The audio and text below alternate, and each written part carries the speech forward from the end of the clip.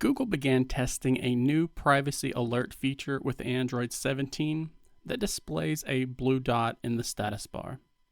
This new feature was recently expanded to Android 16 as well, so if you're starting to notice this new data transparency feature, then you're not alone.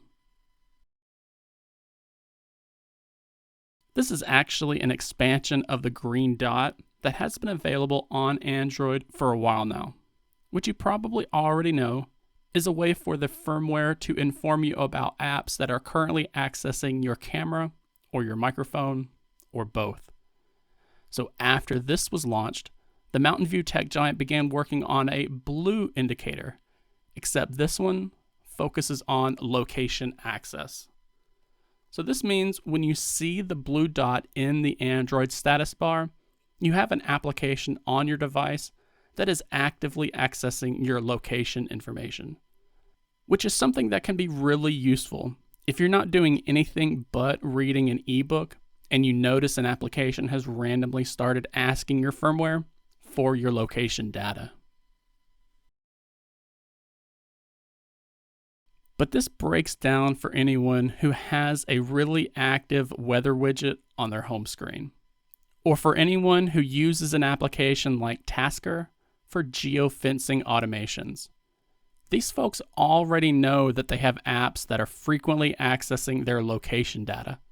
So seeing this blue dot appear in the status bar every 30 seconds, or seeing it constantly while they're viewing their home screen, that little blue dot is going to appear so often that the person is going to become blind to it, which makes this feature much less effective for them.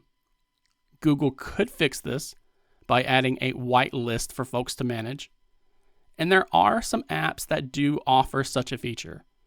However, they require root access on Android. And because we are unable to configure this ourselves, even with ADB, it's not possible to manage with Shizuku either.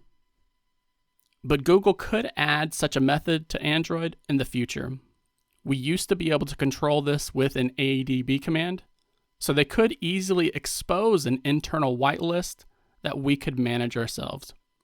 Which means if this is something that you want added to Android, then we have to submit feedback, either directly to Google in hopes that it will get added to AOSP, or let the OEM that makes your phone know, be it OnePlus, Samsung, Nothing, or Motorola.